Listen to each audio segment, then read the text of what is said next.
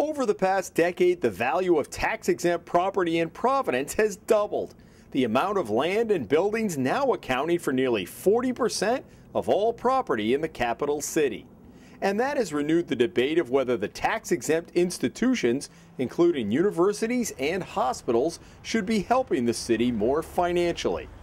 After he took over as mayor in 2003, David Cicilline negotiated an agreement with Brown University, Providence College, Johnson & Wales University, and Rhode Island School of Design that calls for the four institutions to voluntarily pay more than $40 million between them over 20 years, a so-called payment in lieu of taxes. That's like me paying $200.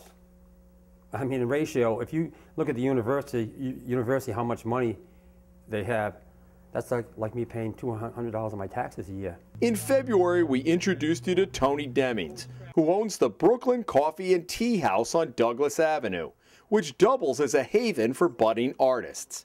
Demings is surrounded by tax-exempt property, which he says puts him and other businesses on an unlevel playing field. Well, paying $7,000 taxes on this building alone, almost $7,000, I can't compete.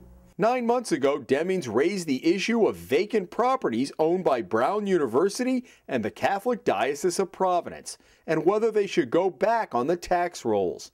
Brown's response? To place a sign on one of the houses we highlighted, informing the public of its historic significance. It still sits vacant and untaxed. Now Demings is questioning businesses run by nonprofit institutions that are competing with those that have to pay property taxes on their buildings. So we did an investigation of our own. Johnson & Wales owns a building at the corner of Chestnut and Pine Streets that houses a Starbucks on the ground floor. A university spokeswoman tells the Hummel Report J&W students work there as part of their curriculum. She also says the university has a financial agreement with Starbucks, which she would not disclose. Next stop, the Portfolio Cafe, located in the old Hospital Trust building in the heart of downtown. It serves as a RISD cafeteria, but is open to and welcomes the public. So we stopped in, making 3 different purchases where each time no sales tax or meal tax was charged, as required by the state. On the final purchase, we asked, no tax? The cashier responded, well, we're supposed to, but, her voice trailing off. Next stop, the RISD bookstore, which touts no sales tax for students. But we weren't charged either for this notebook that you could buy at any office supply store, even after we told the cashier we had no RISD ID when she asked for it. The sales slip lists the Rhode Island sales tax, then zeroes it out. Conversely, we bought a similar notebook at the Brown bookstore and were charged the sales tax. A spokeswoman for RISD tells the Hummel Report that in both cases, the failure to charge tax was, quote, inadvertent. She said they were not sure why Portfolio did not charge the tax, attributing it to new temporary staff in training.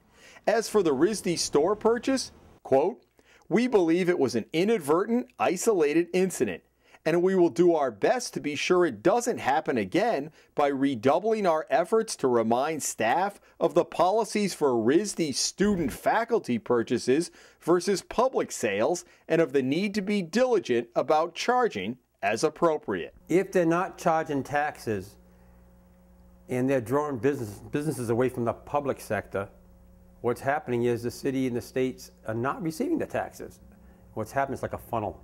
During the Providence mayor's race, then candidate Angel Taveras said that he wanted to take another look at the 20-year agreement with the nonprofits. So this week we caught up with Mayor-elect Taveras to see if that position still holds. One of Taveras' first public appearances as mayor-elect was coincidentally in a tax-exempt Brown University building used for research. Taveras says he does want to revisit the financial agreement between the city and the tax-exempt institutions.